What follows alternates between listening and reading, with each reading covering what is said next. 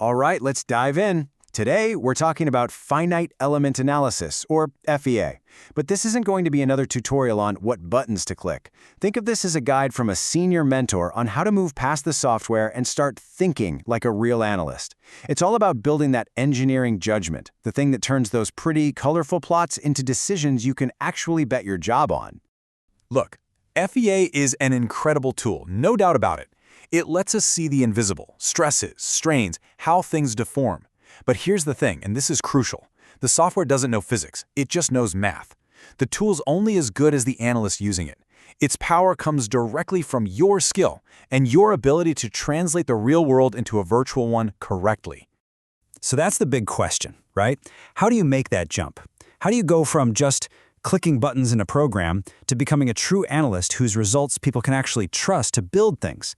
Well, it all comes down to developing a process, a mindset that you follow every single time. Okay, before you even think about opening your software, we have to start right here. You know, the most powerful analysis tool you've got isn't that beast of a workstation or the super expensive software license. It's what's between your ears. FEA is there to back up your judgment, not to replace it. Now, this is a huge mental shift for a lot of engineers just starting out. You can't just throw a model at the computer and hope it magically tells you what's going to happen.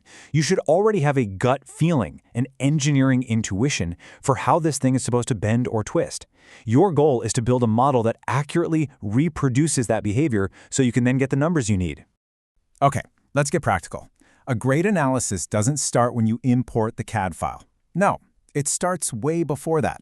It starts with a plan. This is the first, most critical phase. If you rush this part, trust me, you're setting yourself up for a whole world of pain later on. So, before you build anything, you have to have solid answers to these 5 questions. First, what exact question are you trying to answer? Second, why are you even using FEA? I mean, seriously, could a quick back-of-the-envelope calculation get you close enough?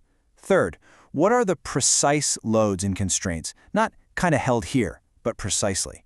Fourth, what numbers do you actually need out of this? And last, how good is good enough? How precise do you really need to be? Answering these up front will save you days of work. All right, so once you have that solid plan, it's time for phase 2, actually building the model.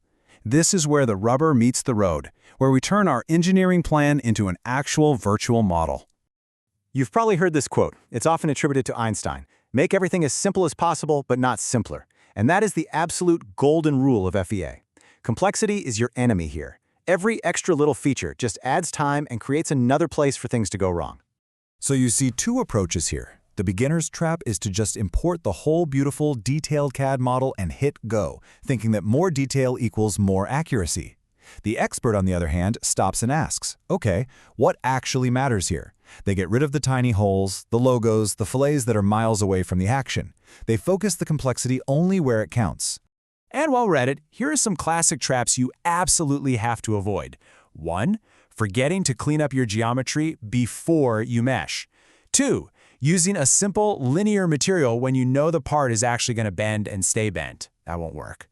3. And units. Oh my gosh, be absolutely fanatical about your units. And 4. Don't use big, clunky 3D elements on something thin like sheet metal, when simple 2D elements are faster and often more accurate. Now, let's talk about the mesh, because this is so important. You see how this mesh isn't the same everywhere? It's not just a uniform grid. The elements are tiny and packed in right where we expect high stress, but they get much bigger where things are less interesting. That, right there, is an intelligent mesh. It puts the computer's effort exactly where you need it. Okay, have you ever seen this? You get a result and there's this one tiny little point where the stress is just astronomically high, way higher than anywhere else. That's probably a stress singularity. And here's the secret, it's not real. It's a quirk of the math because you have a perfectly sharp corner in your model. It's a sign from the software telling you, hey, you need to think about this area a little more. All right, the computer's done its thing. You've got your beautiful rainbow-colored plots. You're done, right? Nope, not even close. Now the real work begins. It's time to put on your detective hat and interrogate these results. And if there's one thing you write down and stick to your monitor, it's this. Never believe simulation results without considering their plausibility. The computer will always give you an answer, always. Your job is to figure out if that answer is total garbage. If the numbers look weird, if they just don't feel right in your gut, trust your gut. It's almost always a sign that you've messed something up in the model. Seriously, before you even glance at that peak stress number, run through this reality check. First, animate the deformation. Does it move the way you'd expect it to move? Second, check your reaction forces. Do they perfectly balance out the loads you put in? What goes in must come out.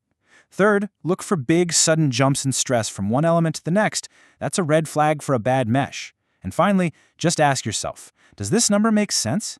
If a small bracket is deforming by 10 feet, something's wrong. Okay, here's a pro tip that honestly separates the amateurs from the pros. That log file the solver spits out, it's not just for decoration. It's the story of what happened during the solution. You have to read it. Look for warnings. Look for errors. Ignoring those is like driving your car with the check engine light flashing. You don't do it. Okay, let's start wrapping this up with a few key habits that really separate the great analysts from the merely good ones.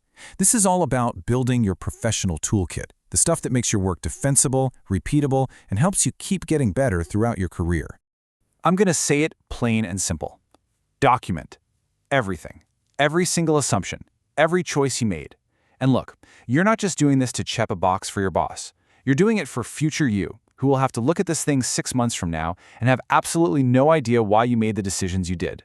And this last one, it might be the most important piece of advice I can give you. Don't be a hero. Ask for help. The smartest person in the room is often the first one to say, you know what, I'm not sure about this. I need a second set of eyes. Whether it's a mentor or a colleague, get help when you need it. So I'll leave you with a final question to bake into your process. The next time you finish an analysis and you're looking at the results, stop. Before you do anything else, ask yourself this question. Because that ability, the habit of constantly questioning your own assumptions, that's what separates a good analyst from a great one. Thanks for tuning in.